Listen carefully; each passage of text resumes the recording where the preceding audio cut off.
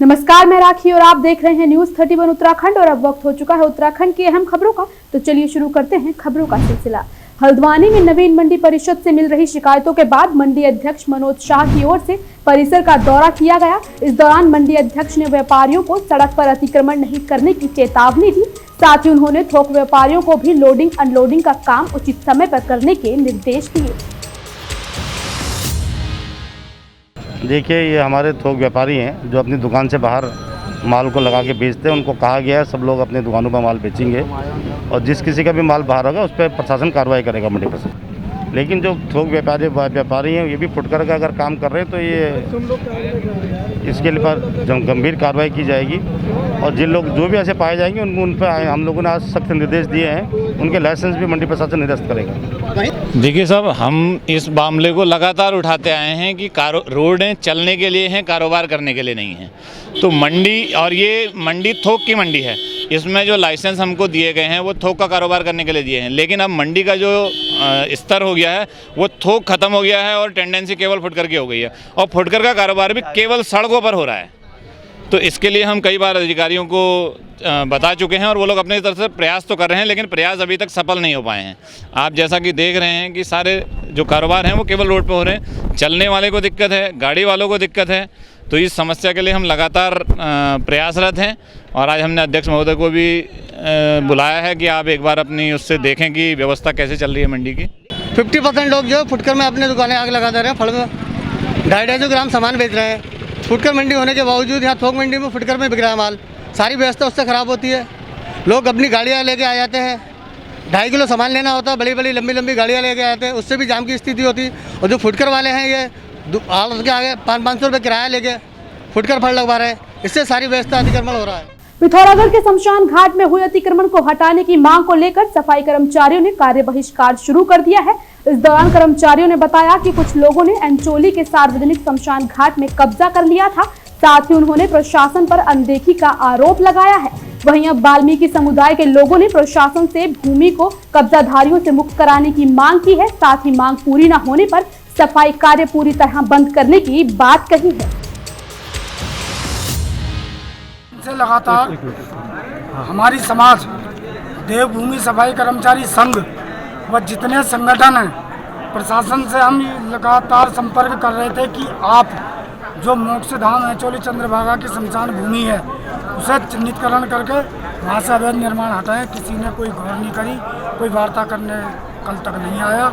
मजबूर होकर आज हमने सारा सफाई कार्य बंद कर दिया है, केवल इमरजेंसी पोस्टमार्टम को छोड़। पिथौरागढ़ की लाइफलाइन कहे जाने वाला घाट सड़क मार्ग भारी मलबे से बंद हो गया है। दरअसल बीती रात सड़क में पहाड़ी का एक बड़ा हिस्सा भर कर गिर गया, जिससे सड़क पूरी तरह से बंद हो गई। इस दौरान सड़क में फंसे यात्रियों ने बताया कि प्रशासन की ओर से उन्हें सड़क बंद होने की सूचना नहीं दी गई थी। वहीं एनएच के अधिकारियों ने दोपहर तक सड़क को यातायात के लिए पूरी तरह खोलने की बात कही। सर, मार्ग जो है आज सुबह से बंद है। मार्ग में काफ़ी मलबा आने के कारण जो है मार्ग अवरुद्ध हो गया है। हमारी 4 मशीनें लगी हुई हैं और नीचे जो है दूसरा आर्म भी है रोड का है। हम नीचे भी घाटी में मलबा नहीं फेंक सकते हैं और अपने प्रयासरत हैं मार्ग खोलने के लिए। कल दोपहर तक मार्ग खोलने की उम्मीद की जा सकती है। मैं पीपली से आ रहा हूँ। हमें माँ जी को दिखाना था, 75 साल की विजय है हमारी। उनके कान में थोड़ा तकलीफ थी, उनको दिखाना था हल्द्वानी। अब पहले बताया गया कि रोड खुल जाएगी 12 बजे तक, अब कह रहे हैं कल खुलेगी। अगर पिथौरागढ़ में हमें सूचना पता चल जाती कि कल खुलेगी रोड तो हम बाया थल के रास्ते चले जाते हल्द्वानी। हरिद्वार वाली गाड़ी में 5 बजे पिथौरागढ़ से चले थे सर। यहाँ पहुँचे थे करीब 5:45 बजे। रास्ते में सूचना मिल गई थी कि वहाँ पर इनके रोडवेज से फ़ोन भी आया था ड्राइवर के लिए कि ऐसा ऐसा हो गया है, आप क्या करो भाई। ये लोग बोला चलो चल के यहाँ पर बैठ गए सर। उस टाइम से यहाँ पर बैठे हुए। देहरादून के डोईवाला में राष्ट्रीय हिमालयन अध्ययन मिशन के तहत सरस्वती जन कल्याण और स्वरोजगार संस्थान की ओर से 7 दिवसीय बांस और रिंगाल कार्यक्रम का आयोजन किया गया। इस दौरान कार्यक्रम में क्षेत्र की 30 महिलाओं ने प्रतिभाग किया। इस अवसर पर प्रशिक्षण ले रही महिलाओं ने काफी उत्साह देखने को मिला। साथ ही महिलाओं ने प्रशिक्षण को उपयोगी बताते हुए लोकल फॉर वोकल के साथ ही आत्मनिर्भर भारत की परिकल्पना को साकार करने की बात कही।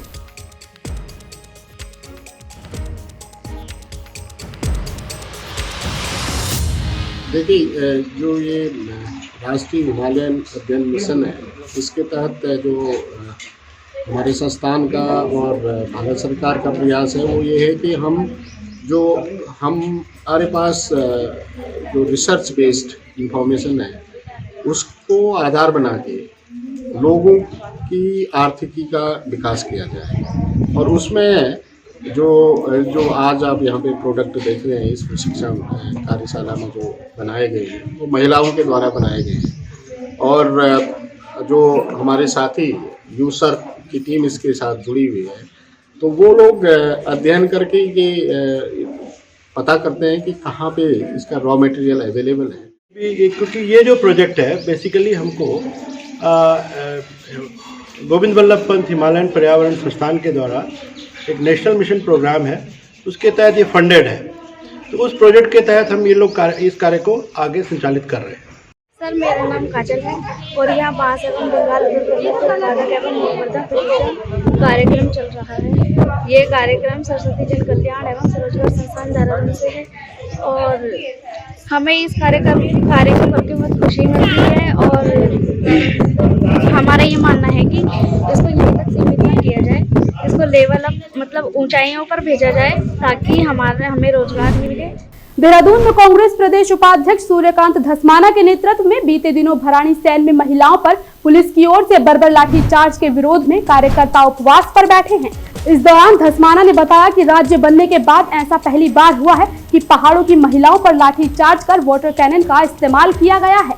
साथ ही उन्होंने महिलाओं की ओर से सीएम को कभी माफ नहीं किए जाने की बात कही। सत्र के दौरान जो महिलाएं जो ग्रामीण घाट नंदप्रयाग सड़क के चौड़ीकरण की मांग कर रहे थे, मुख्यमंत्री जी के इशारे पर, सरकार के इशारे पर जिस प्रकार से बर्बरतापूर्ण लाठीचार्ज उनके ऊपर किया गया, उत्तराखंड के इतिहास में पहली बार वाटर कैनन का इस्तेमाल किया गया। पूरे प्रदेश में सरकार की थू-थू हो रही है, लेकिन सरकार को शर्म नहीं आ रही। मुख्यमंत्री बजाय दोषी अधिकारियों के खिलाफ कार्रवाई करें, ये तर्क दे रहे हैं कि पहले किसने हमला किया। और वो वीडियो दिखा रहे हैं जिसमें कुछ ग्रामीण आक्रोश में, गुस्से में, क्योंकि उनकी माता बहनों के ऊपर लाठी चलाई गई, वाटर कैनन चलाया गया, अगर वो पुलिस से कहीं टकराव कर रहे हैं, उसको दिखा करके अपनी लाठी चार्ज को जायज़ ठहराने का जो काम सरकार कर रही है, मैं समझता हूँ कि ये साबित हो गया है कि ये सब कुछ प्रदेश सरकार के इशारे पे हुआ है। कांग्रेस पार्टी इस मुद्दे पर बहुत गंभीर है।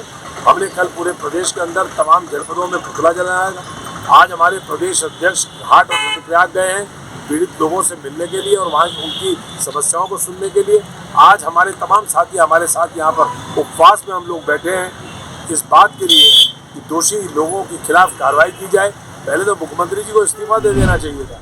पिथौरागढ़ में मोनाकोट के वीडियो पर ग्राम प्रधानों के उत्पीड़न का आरोप लगाते हुए जिला प्रधान संगठन ने आज पिथौरागढ़ में धरना दिया और वीडियो को निलंबित करने की मांग की। ग्राम प्रधान संगठन का कहना है कि मोनाकोट के वीडियो ने जनता के काम को लेकर उनके पास पहुंचे गैना के ग्राम प्रधान विजय कुमार के खिलाफ जाति सूचक शब्दों का इस्तेमाल किया। वहीं ग्राम प्रधान संगठन ने मोनाकोट के वीडियो की ओर से लगाए गए आरोपों को निराधार बताया है। देखिए, जो आज खंड विकास अधिकारी मोनाकोट द्वारा जो हमारे ग्राम प्रधान गैना विजय कुमार जी के लिए वसूली की और जो जाति सूचक शब्दों का प्रयोग किया गया, क्योंकि ग्राम प्रधान जो अपने क्षेत्र की समस्याओं को लेकर वीडियो के पास बार बार गए और खंड विकास अधिकारी कहते हैं कि देखो मुझे कुछ पता नहीं है, और जो कर्मचारी हैं उनकी इतनी मनमानी चल रही है वहाँ की, जो आज खंड विकास अधिकारी की नहीं सुन रहे। बार बार हमारे ग्राम प्रधानों को जाते गए और उसके बाद भी उनकी बातों को नहीं माना जा रहा है। मैं चाहता हूँ कि जो हमारे वीडियो मोनाकोट द्वारा जो वसूली कर रखी है हमारे ग्राम प्रधान जी के ऊपर, उसके लिए उनको निलंबित किया जाए। अगर उनको वहाँ से निलंबित नहीं किया जाएगा तो वहाँ मोनाकोट ब्लॉक में तालाबंदी की जाएगी। और चाहे जो विकास कार्य है हमारे सब ठप पड़े हुए हैं। 18 माह लगभग ग्राम प्रधानों को बने हो गए हैं और अभी तक पैसा हमारा खर्चा नहीं हो पा रहा है। इसमें किसकी गलतियाँ हैं? इसमें पूरी अधिकारियों की और कर्मचारियों की गलतियाँ हैं, क्योंकि ग्राम प्रधानों को गुमराह किया जा रहा है और लगभग नया वित्तीय वर्ष आने को जा रहा है और अभी तक 14वां वित्त खर्चा नहीं हो पा रहा है हमारा। और हमें चाहते हैं कि हम 15 व्यक्तियों को कब खर्चा करेंगे, 1 महीना हमारे पास बच रखा है। इसके लिए वीडियो ने वहाँ लगाम लगाने के बजाय हमारे ग्राम प्रधान को प्रताड़ित कर रखा है। जो भी हमारे ग्राम प्रधान और हमारे विकास खंड के प्रमुख प्रतिनिधि को के ऊपर आरोप लगा के सारा झूठ हैं। मैं चाहता हूं कि जल्दी से जल्दी अपनी इन आरोपों को वापस ले और प्रशासन से मैं ये अनुरोध करूंगा कि इस वीडियो को यहाँ से हटाया जाए, अन्यथा वहाँ तालाबंदी की जाएगी। बुनाकोट ब्लॉक में और सभी ग्राम प्रधान संगठन के जितने भी लोग हैं। और इसी के साथ उत्तराखंड स्पेशल में आज के लिए बस इतना ही। आप देखते रहिए न्यूज़ 31 उत्तराखंड। नमस्कार।